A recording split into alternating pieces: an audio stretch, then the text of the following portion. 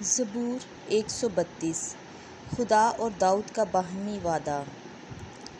اے خداوند، داؤد کی خاطر اس کی تمام فکرمندی کو یاد کر کہ کس طرح اس نے خداوند سے قسم کھائی اور یعقوب کے قادر کے آگے منت مانی۔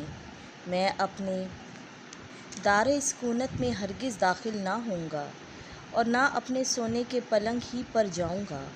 میں اپنی آنکھوں میں نیند اور اپنی پلکوں میں اونگ آنے نہ دوں گا جب تک کہ میں خداوند کے لیے مقام اور یعقوب کے قادر کے لیے مسکن نہ پالوں۔ دیکھو، ہم نے اس کی خبر افراطہ میں سنی، ہم نے اسے یار کے کھیتوں میں پایا۔ آؤ، ہم اس کے مسکن میں داخل ہوں، اس کے پاؤں کی چوکی کے آگے سجدہ کریں۔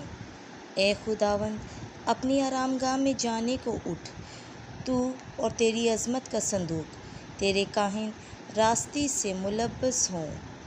تیرے مقدس خوشی کے نعرے ماریں اپنے بندے داؤد کی خاطر۔ اپنے ممسوح کا چہرہ نامنظور نہ کر۔ خداوند نے داؤد سے قسم کھا کر ایک مستحکم وعدہ کیا ہے جس سے وہ پھرے گا نہیں، کہ میں تیری سلب کی اولاد میں سے تیرے تخت پر بٹھاؤں گا۔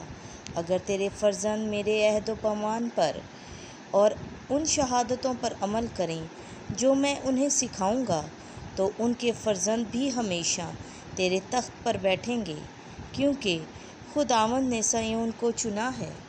اس نے اسے اپنی مسند کے لیے پسند کیا ہے۔ یہی ہمیشہ کے لیے میری آرام گاہ ہے، میں یہیں رہوں گا کیونکہ میں نے اسے چاہا ہے۔ میں اس کے رزق میں خوب برکت دوں گا، اس کے مسکینوں کو روٹی سے آسودہ کروں گا۔ اس کے کاہنوں کو میں نجات سے ملبس کروں گا اور اس کے مقدس خوشی کے نعرے ماریں گے۔ وہیں میں داؤد کے لیے ایک سینگ پیدا کروں گا، اپنے ممسوح کے لیے ایک چراغ تیار کروں گا۔ اس کے دشمنوں کو میں حیرانگی سے ملبس کروں گا، مگر اس پر میرا تاج چمکے گا۔ آمین۔